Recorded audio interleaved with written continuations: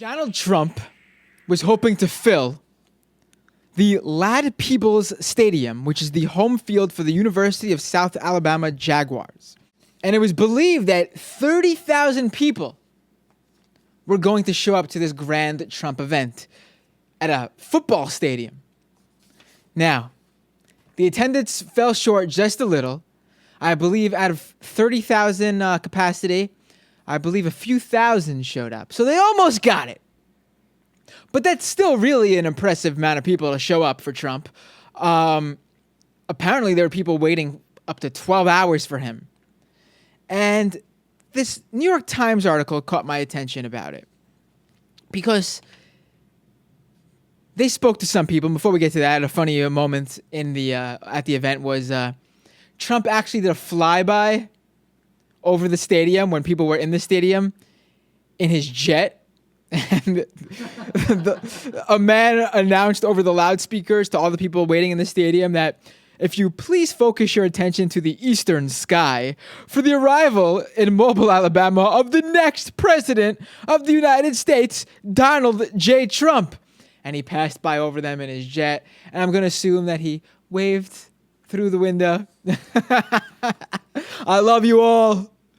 But the real interesting thing here is that as Donald Trump came out to Sweet Home Alabama, and he dropped what I think is now his favorite line, as much as I love the art of the deal, it's not even close.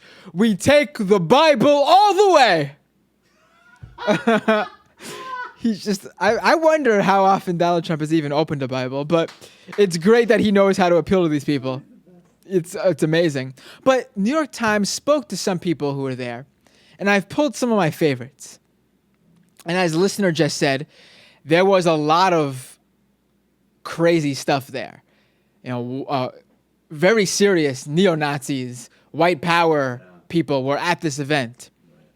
But I pulled some things that to me were especially funny and over the top and crazy and all the above. Donald Trump has drawn criticism for unveiling few detailed policy proposals, but many of his supporters said they were unbothered. When he gets in there, he'll figure it out, said Amanda Mancini, who said she traveled from California to see Mr. Trump in Alabama. So we do have to trust him, but he has something that we can trust in. We can look at the Trump brand. We can look at what he's done, and we can say that's how he's done everything. It is amazing to me that these people are talking about Donald Trump as if you'd talk about a TED Talk speaker. Yeah. Like, this guy is running for president of the United States. Although, real quick, I would start watching TED Talks again if they were like Donald Trump. But they're talking about him as if it's like some like ad age conference. Yep. Just take a look at the Trump brand. That's what it is. It's amazing to me. But then, without a doubt, while these neo-Nazis shouting white power are crazy, this guy takes the cake as perhaps maybe the most insane thing I've heard. And we've heard the panels, we've heard the focus groups from all the Donald Trump supporters. But this guy, Mr. Jim Shirota, 53, who works for a landscaping company, takes the cake. He has some advice for Donald Trump. And this is what that advice is. Hopefully, he's going to sit there and say, when I become elected president, what we're going to do is we're going to make the border a vacation spot. It's going to cost you $25 for a permit. And then you get $50 for every confirmed kill. That would be one nice thing. This guy is openly talking about literally shooting and getting paid to do so human beings who cross the United States-Mexico border. And this is the type of person Donald Trump appeals to. And, you know, this is where I'm having a hard time here, Michael.